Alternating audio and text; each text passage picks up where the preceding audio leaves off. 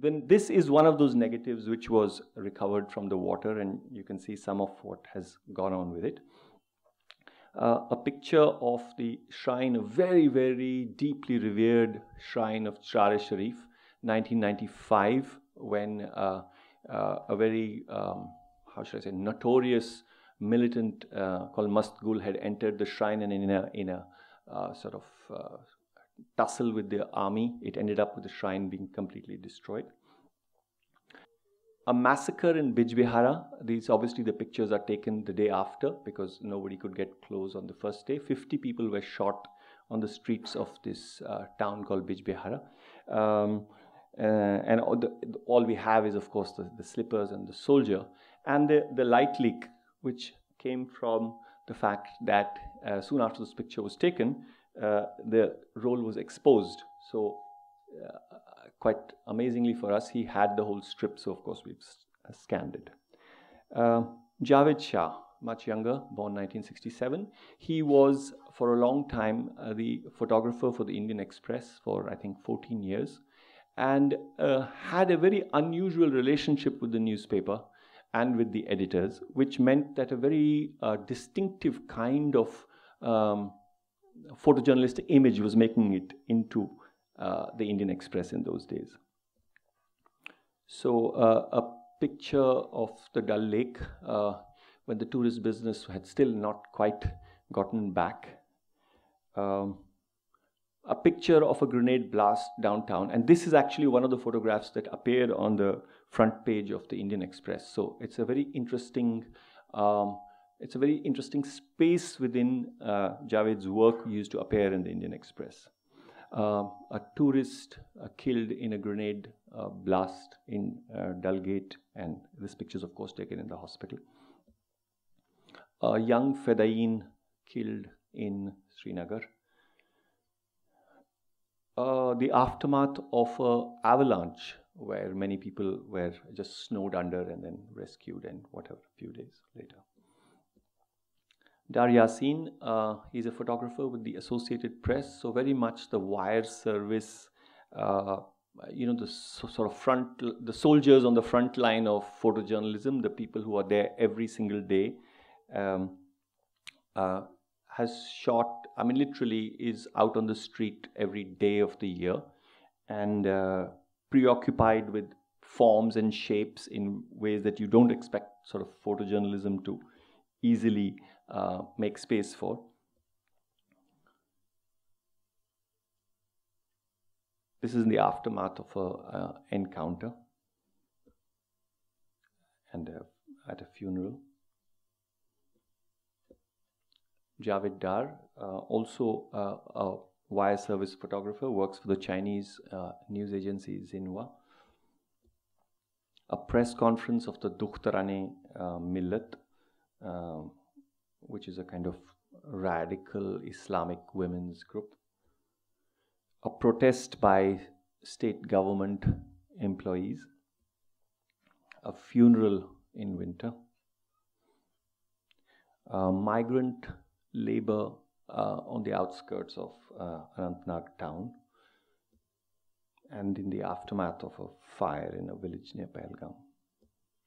Altaf Qadri, he was for a long time a photographer with the EPA, the European Press Photography Association. Aftermath of a grenade blast in Lal Chowk. Injured shopkeeper after a protest. He did survive. A policeman in the aftermath of a grenade attack.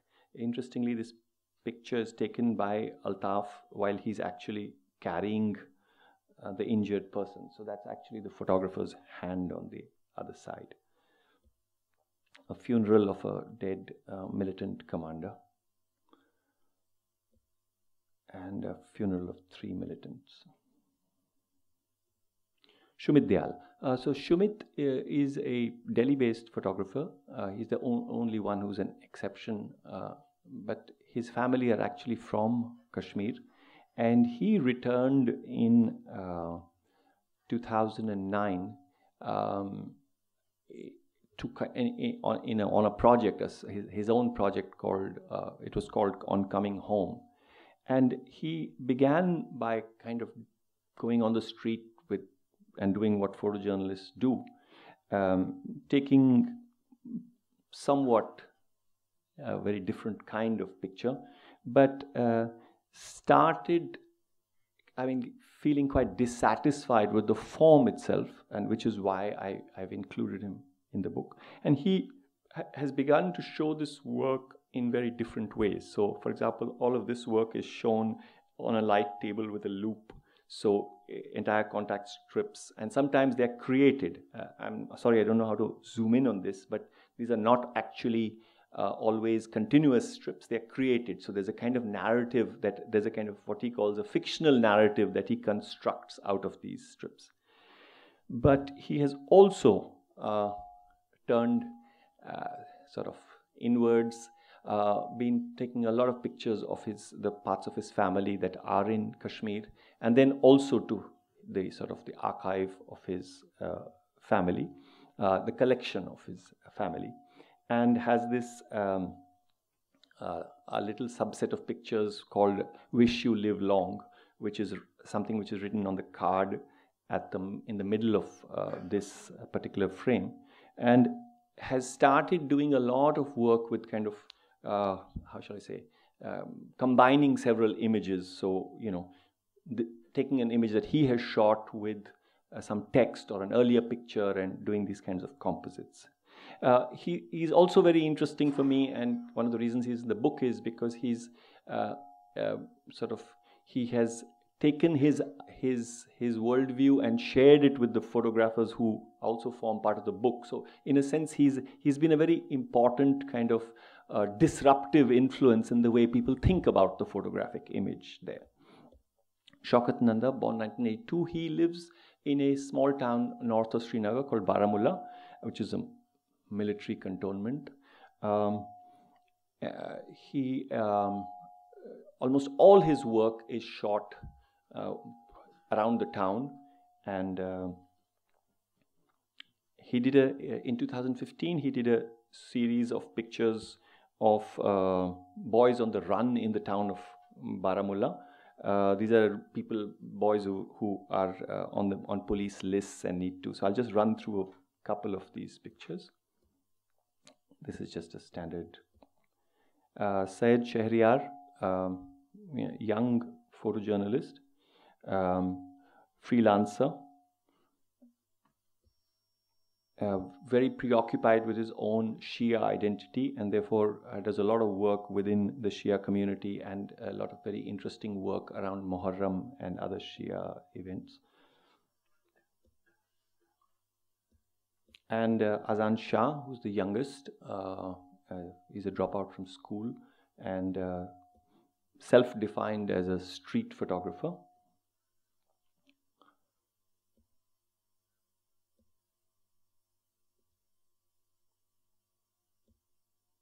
Yeah, so those are the pictures. So maybe we can talk afterwards. So, thank you.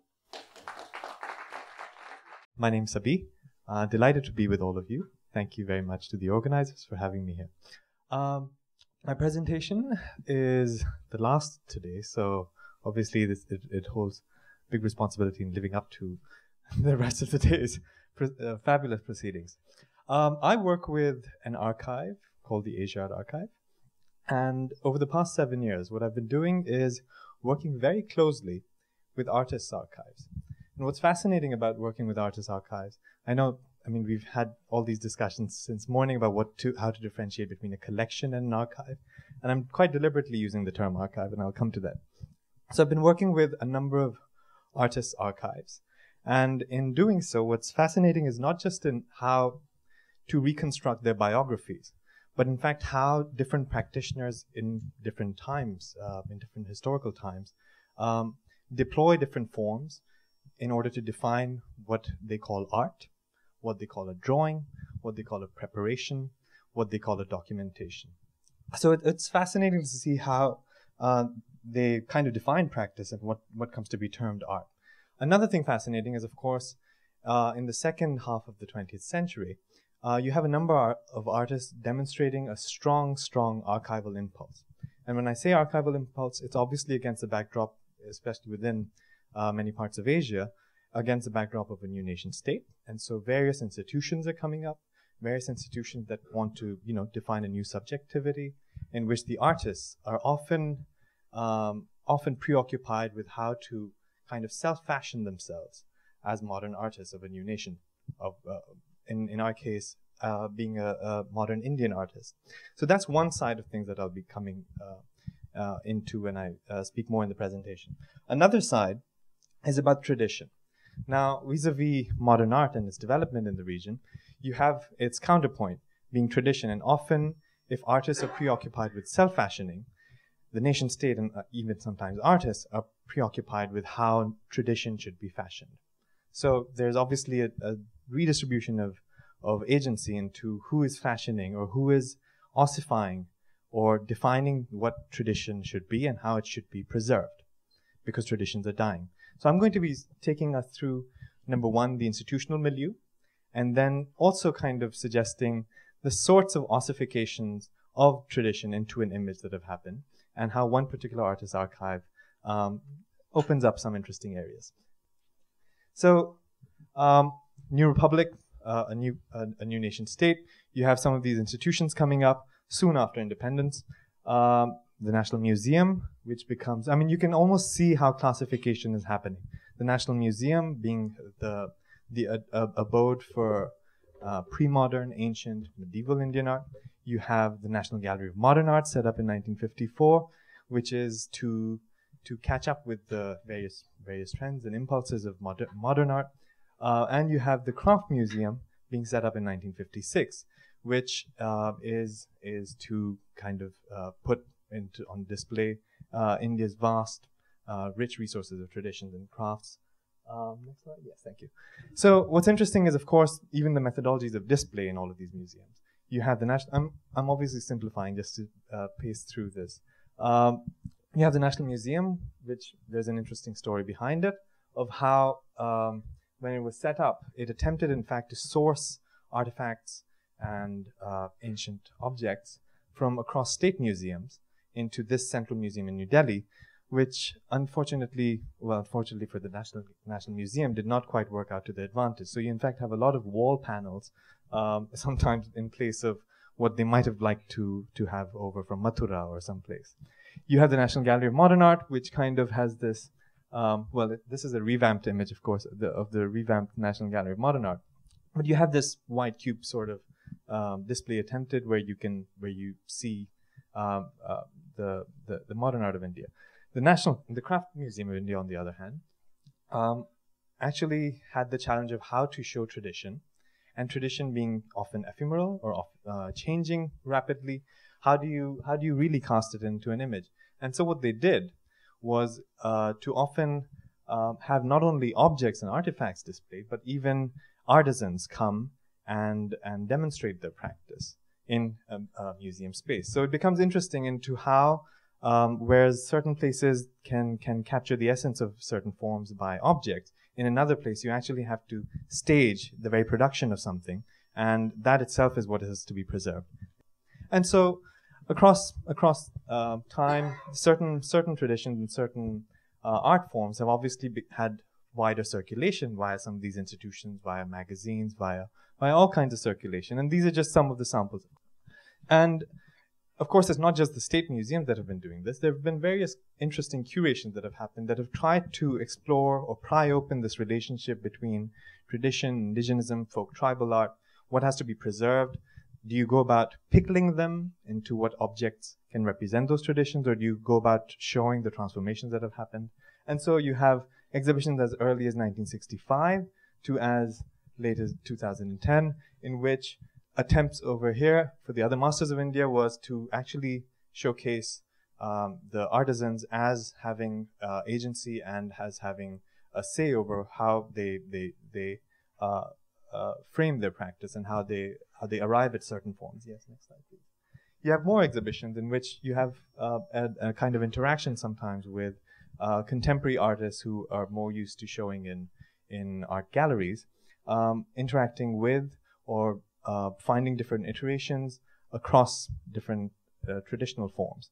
You have also curators attempting to go out into various regions and engaging with the artisans in order to facilitate a new kind of iteration of traditional arts that they themselves were preoccupied with for the longest time. Next slide, please. And of course you have, you know, museum kind of shows which show the past and the present. Some of the interesting early examples are also such as artist-led initiatives in government institutions, such as the Bharat Bhavan in Bhopal, where the Rupanka Museum was set up in 1982, which was led by Jagdish Swaminathan.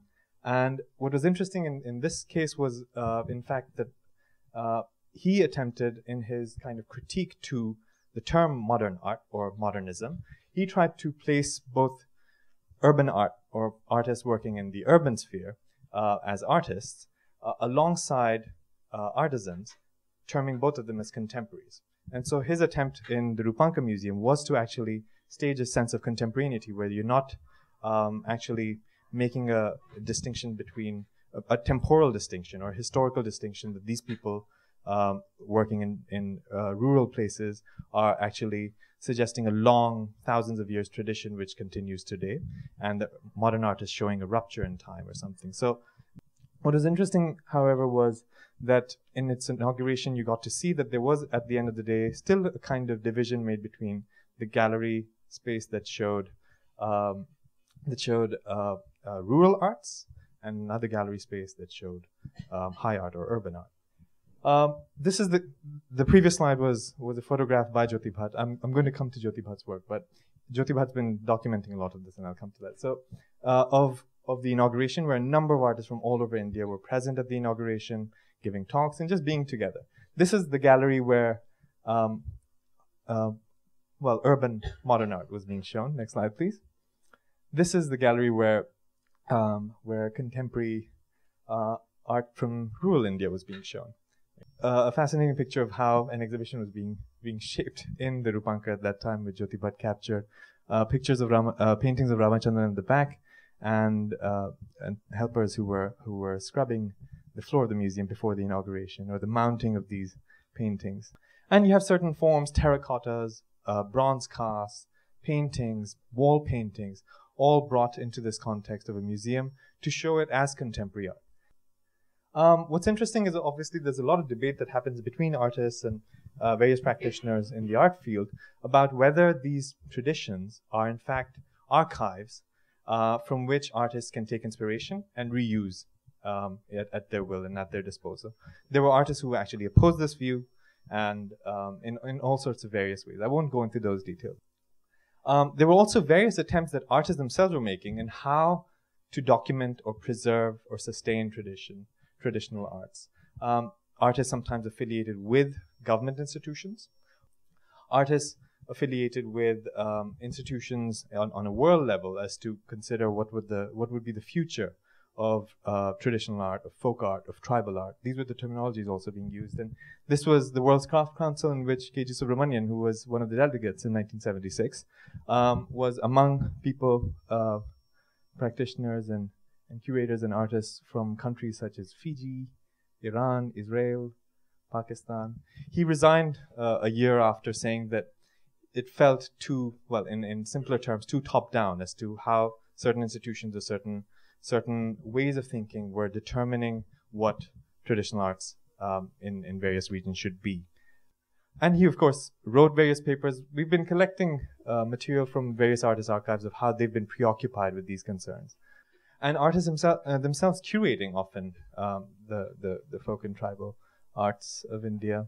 This was a show as early as 1967, which Ghulam Mohammad Sheikh, Jyoti Bhatt, and Bhupen Khakkar had put together. I don't think they identified themselves as curators back then, so I guess it's a misnomer from my side.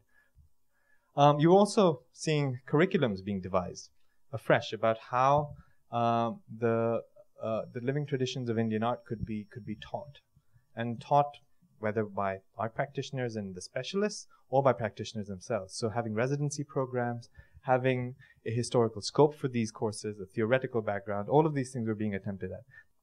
Then I come to now the archive or the collection of Jyoti Bhatt. Jyoti Bhatt was born in 1937. He studied in an institution that was formed in Baroda, a fine art college, in 1950. When this started, he was the first generation of students there, and it was started as a way to kind of think of art education afresh in the new nation state. And in this attempt, there were various things being discussed of how world art should be taught, how Indian art should be taught, how Asia should be taught, how folk and tribal should be considered. And this was one of the few institutions in the country where a formal archive was also set up in the service of pedagogy and art education. And so in this archive that was set up, you would have plates, you would have photographs, 35mm slides, brought from around the world, which artists would use as reference in demonstrating or discussing how art from the world was being made. Jyoti Bhatt, on the other hand, was interesting because he would go about, from 1967 onwards, going to various places again and again to document, all by himself, photo document, various traditional arts, various rural art forms. And he did this because, well, as Shuddha had introduced the panel about the question of survival, what survives, he felt, and along with a lot of others, that there were traditions that were dying, and something of these needed to be captured, something of these needed to be preserved, an image of theirs, and so he would go about documenting them. And when he did this, he would go to those sites repeatedly. Next slide, please. Just a few samples. You notice I haven't labeled them. I'll come to that question later. Often, I mean, he was interested in the very conditions of production of these images. Where were they shown? How were they shown? Who was making them? Oftentimes there was oftentimes there were women who were often making these works. All kinds of symbols and accoutrements and environments. In fact, I'm not showing too many images, but you can see in his approach towards this where landscape, the community, certain signs, transforming traditions, all of them really melded into each other, and you have to have a very different reading of traditional arts, if at all, which can't be just made by artifacts or certain ossified forms. Plays, just everyday life. And so the itinerary that was most recurrent, if you look at his archive, we've digitized 30,000 plus photographs from negatives, 35mm negatives and positive slides. Largely they were negatives, and in digitizing them, what was interesting was, number one, he kept them very systematically. Number two, he did not share them with any institution himself. So it was curious why someone going out there so much and investing so much of his time, his own money and energy, would kind of keep them to himself and hope that there'd be some other way to present them. These are the places that he would go time and again, and usually in a recursive way, so that he can document certain traditions that happen annually. So he would go in those calendrical times of the year. Next slide, please. So you can see that not only did he keep those rolls and negatives, he would also make notes, copious notes onto these contact sheets, and we've got thousands of these contact sheets also. And he kept diaries in which he's making notes about what mediums they were being used, what conditions of work that there were, what was the festival all about, what were they celebrating, what would they, I mean, all kinds of things, details around it. And every now and then they would publish some writing on whatever they observed. So they're absolutely fascinating images. What you have then is actually, if you think about, on the one hand, photographs capturing a moment, practices like these to me feel like, how do you construct scaffolds of a moment? How do you rethink moments, especially when something as vast as, well, traditional art forms can get compressed into one image, or a very few set of images, or a very set vocabulary for what traditional art should be. And someone going about in an archive like this, which has never seen the light of day, has actually first seen the light of the scanner, then comes to suddenly comes out. We haven't put it online yet, and some of the things that I hope might even come up in the discussion is that when you have an archive like this, one thing is, of course, using his notes and having it very copiously annotated to suggest where he went, what those traditions were, and those kind of things. But on the other hand, if this vast number of photographs and contact sheets, which are actually meant not to be shown, obviously photographers select a handful from the contact sheet that they will present to the world. Whereas if you start seeing everything that they photograph, it obviously becomes repetitive. It becomes sometimes insignificant, bad frames. If you have this entire plethora of images, what exactly does that archive suggest? Well, it has its own affective registers. It has its own expressiveness, which can't or should not be probably reduced to simply becoming documentation. Maybe it's something else. And we're still figuring it out, and what kind of an interface should such photographic archives even have? Should it actually become just an ethnographic sort of record or something else? And so to end, this is something I kind of attempted at through another artist archive in Shanghai, which was the Habik Chung's archive, who's an artist from Hong Kong. I won't go into detail except saying that in this experiment that was the infracuratorial project, to present an archive in its affective register, the question really often haunted me was, how do I present it curatorially in a way that it does not become an artwork? To present an archive that way is almost at the cusp of becoming an artwork in itself. And I don't have a picture now because I don't know what happened to the slideshow, but hopefully online or someplace you will get to see. So thank you very much. Thank you very much, Sanjay, Anne-Celine, Suryanandini, and Sabih for a very rich panel. And thank you also for being so compressed and precise in your presentations, because that helps us deal with our great adversary, time. I won't say much except that to attempt in a very perfunctory manner to tie some of the strands in what we've heard. I began with a question about what survives in the photographic event. And perhaps I might take a cue from the fact that when Sanjay produces the work of these 9 photographers, he foregrounds the act of witnessing. What do we witness when a frame actually gets constructed? Who is the witness? And I think in the 4 presentations, there is a very interesting interplay and tension between what leaks from the frame outwards, power looking at a person, and actual photographs and their off-takes, which perhaps Pushpamala was doing, is a kind of negotiation between how you are asked to be present in the world and how you make yourselves present in the world. Or if, in a sense, the task of coalescing tradition within an authoritative image of what it means to have a tradition expressed in an archival or museum context is something that a photographer does in one kind of practice, then what is the private, personal building up of an archive that perhaps creates a longer view of what time itself does to various practices. With that, I leave the floor open to questions and to any comments that anyone might have. The one person who kept occurring again and again in the photograph, I forget her name, Rana, Mukesh Rana.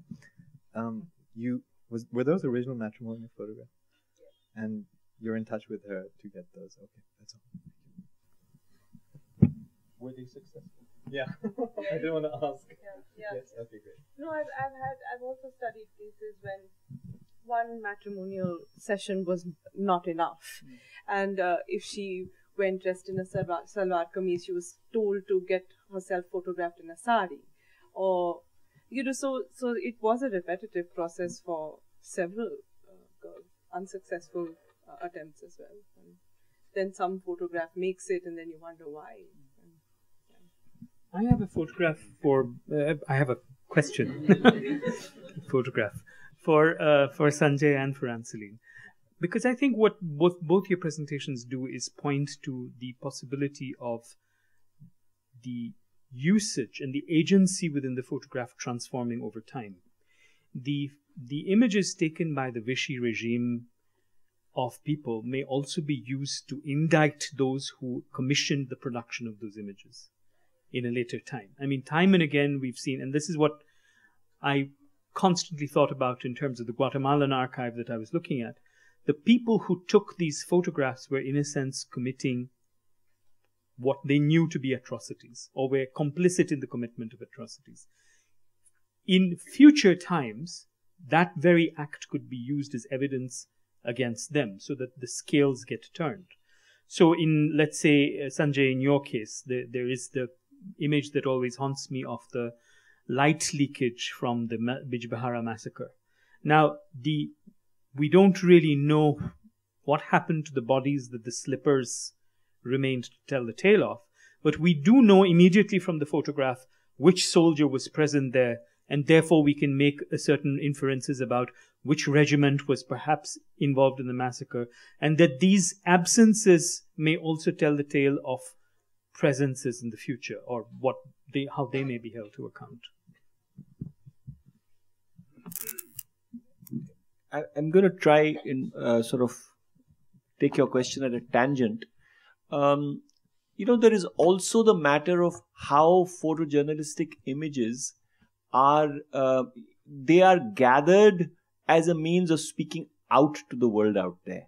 But through their production and through their prolific production, they also help people there fashion an image of what's going on. So I think that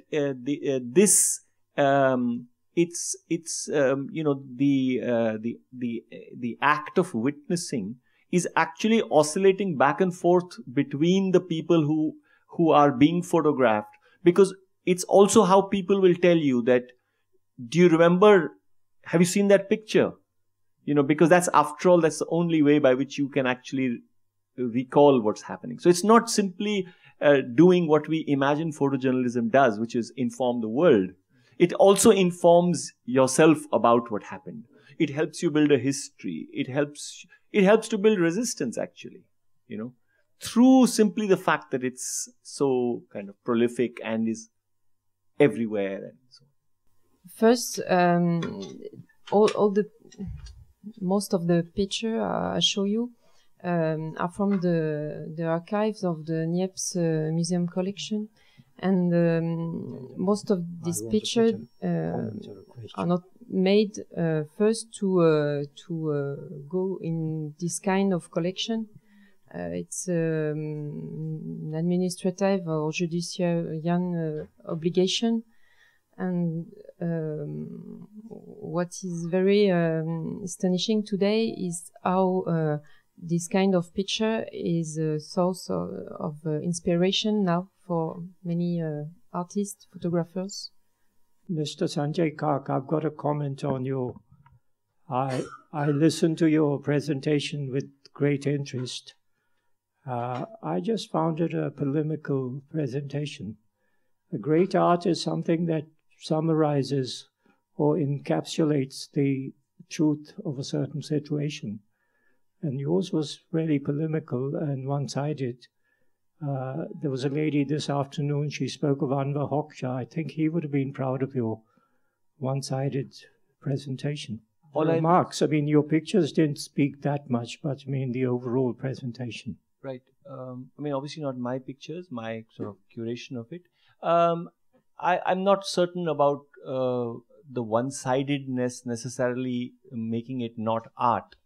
And I'm certainly not making a claim that the work of photojournalists, is aspiring towards some universal standards of high art. As to the charge that it's polemical, all my work is polemical, and that's why I do it. So if it appears problematic or disturbing or uncomfortable or not art, what can I say? That was the intention. I don't see it as a charge. I just see it as an observation. I guess I have a very small question for Surya in your images, the matrimonial images.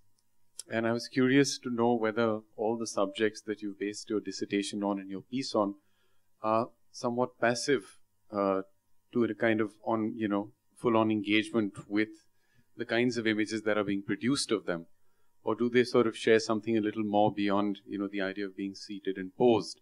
How much of that is fabricated and put together, and what kind of agency do they really have beyond the silence of the frame and just coming across as that? Do they actually take an active role in creating a self-image? Well, the moment of the matrimonial photograph is dominated by the studio and the studio photographer. There is very little agency that at least my case studies exhibited, even while I sat and witnessed the whole production in process. But it's interesting to see how matrimonial photos then graduate to wedding albums and then to domestic conjugal photography, family photos, and you see an increasing sense of agency that these girls have, and they start wielding the camera themselves. They start looking back at their matrimonial photos with some sense of humor, and so I'd say not at that moment, but in the course of their lives, yes. Just a small observation about the point that Sabih was making and what Shuddha began with. His image of the cube in China at one time, long time back. and he showed another one of recent time. And what I want to say is very small point and very obvious one, that somehow aesthetics helps in the longevity and the circulation of image. And in case of Jyoti Bhatt's case, the documentation is so exquisite, that it demands a relook at something else. And similarly, the image that you drew on in your work, you looked up or you noticed it because it was in a way beautiful. Follow up to that question about process, Sanjay. You started 1986 and ended 2016, so I was wondering about the choice, other than of course the neatness of 3 decades, why it starts at the time that it does, and what is the process of editing? There are 9 photographers. You would have obviously looked at the number of images that you would have in the work of so many photographers. So how are you arriving at decisions on what to leave out? Firstly, of course, even these 9 photographers, I began by looking at the work of 12, or that was what I was aspiring to. So, but for various reasons, people's work disappears, or they are reluctant to share it, or they don't have rights to use it. And many people who work for wire services actually don't own their photographs. So that's, you can't deal with that kind of an issue. That's one. Within the work that they have, say people who worked in the era of film, for example, it's unbelievable how they worked, because basically they would shoot, they would come back, they would clip the negative, they would run off the prints and rush to the airport and ship the prints out. And maybe if it was a very, very significant image, they would keep that clipped image. Everything else which fell down and was swept away. So actually, they don't really have a great deal. And then later, when the early scanning, the Leafax machines came, so you clip the frame, 2 frames, you put them on the machine, you sent this, cyan, magenta, yellow, and then you tried to keep that negative safely. But there is absolutely no sense of the historical value of what they had, So when I say that when the flood came, I do mean that there are 2 cartons on the floor and they just float up and then soak and then, so actually one was working in a sphere where a combination of what I mentioned earlier, which is the fear around, you see, if I have pictures of a militant group exercising, which is a PR event, how do you have them? So even to have material is dangerous for you. So therefore people haven't been able to keep it well or in any kind of organized, institutional sort of way, because all that memory was actually an illicit memory. So there was it was the translation of an image into a certain kind of currency that could be propaganda or whatever it is, or it could be a newspaper photograph, and then you move on, So part of the idea for me was simply to put like a little stone somewhere and say, hang on a minute, can we start looking at what we have? I can tell you that most of these photographers, especially the older guys, I mean, they still are not convinced that there is a value to what they do, in a very charming sort of way, that it's okay, we do it, it's what we do, So when we say that people who shoot on digital, they do keep, but some of them don't have high-res images, or they put it on a hard disk which has crashed. There's no, it wasn't actually an infinite choice for me. That was the thing, that everybody's universe is quite circumscribed simply by the, and I call it a lack of a historical imagination, and interestingly, post the flood, post the damage, and post my conversations with people, something is beginning to, and that's part of the intention of the book, is precisely to sort of put a flag in the ground and say, why don't we think about it? Just to quickly answer Hemant's comment. Beautiful, aesthetically pleasing, captivating images, yes. But I think what I was unable to show in the later part of the PPT was actually when you start seeing more and more contact sheets and more such photographs together, and that he's traveling again and again to the same sites. And when you start seeing this excessiveness of such personal archives, it starts resonating very much with the excessiveness of images we see today, or we experience today. And then how do you start making sense of, or how do you start making legible this plethora or this excess? And so this is obviously contained within one person's personal collection of something he has documented. And some of the photographs we saw, for me to show them that way, was to show how captivating they are. But then at the end of the day, when it all comes together as an archive project, you're seeing thousands and thousands of very similar kinds of photographs, or different angles of those. And then does it become a matter of selecting one over the other? I mean, how do you think of this archive as formed then? And it obviously then can't simply be that the archive is a resource of one resource or a collection of documents that you can pick out. But there's obviously something of a larger order that's operating on it, on that collection. Very briefly, and I think I'll take this opportunity to wind up this discussion by also responding to Hemant. I'm very glad that Anne-Celine took us back to almost the origins of photography. Because in the very beginnings of photography, we already see the operations of how a lens, an objective in French, becomes an instrument with which a certain picture is produced. There are certain forces that create a picture and its conventions. So the portrait of Béthion's investigations produce a history by which the mugshot itself becomes an artifact. Now, the advantages of the archival mode, or thinking archivally, is that we can begin to see patterns across time. We begin to see how something at its inception, at a later development and contemporary times, seems to produce similar forms. And the resemblance of forms is fundamentally an aesthetic question.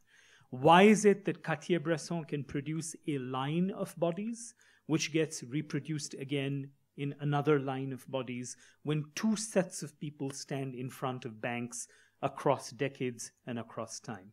Why is it that photographs of people lying on the street dead have a certain formal aesthetic? There's a way in which the photographer either has to take a decision about distance or intimacy to the dead person. And these produce formal equivalences over time. Why is it that the engagement photograph and the forensic police identification photograph have resonances? That's what archives do. They allow us to make these connections in spite of what might be the overwhelming textual detail or information of a photograph. To return to the question of what the gentleman said, these produce collisions of one-sided narratives. There is a one-sided narrative of photography in Kashmir. It is what we have seen over the last many decades. There is another side to this narrative. There is a picture that is formed on the other side of that lens, which is perhaps the narrative that Sanjay produced today. An archival mode allows us to bring these two one-sided narratives into argument with each other. And that, I think, is the great gift that photography, time, and history give to us. with that, I hope that what survives in the end is the ability for us to go back to the archive and look again at an image, either at its presence or at its absence. So it is possible for us to postulate that by looking at images in Kashmir of a massacre in Bijbihara, we might be able to think about a massacre in Paris some years ago, and about the absence of images of other massacres in Paris in other decades. There was recently a massacre in Paris, and everyone put up Facebook statuses saying, how could this happen in Paris? I was struck by the irony of the fact that there have been other massacres, let's say of Algerian populations in Paris. There's an absence of images of that massacre, or perhaps a presence, or perhaps a frayed presence of images. But what the archival mode does is to allow us to think about the presence and absence and what survives as memory. Thank you very much. Thank you, Shuddha. And I would like to thank the audience for their patience and the panelists and moderators for coming together. And to conclude further, maybe then the point is to think of images as states of consciousness, of perception, and of a kind of language. Their underscoring, perhaps, of cognitive levels at which photographers work can make us think a little bit about motivations, their motivations, and may help us widen a consciousness of space and time. There are spheres within which all of us work. Space as a site, which is unexpected sometimes, and time that enables representative works with a kind of foresight of the past and a kind of restlessness of the pursuit of the present and a very eluding present, and one that is sensitive perhaps to the local, but also expresses its aspirations and so moves well beyond the local. And so with that, I would like to thank you and all the panelists today. Please take some time to visit the exhibition downstairs that is open till around 8 o'clock. And we hope to see you very, very soon. Thank you.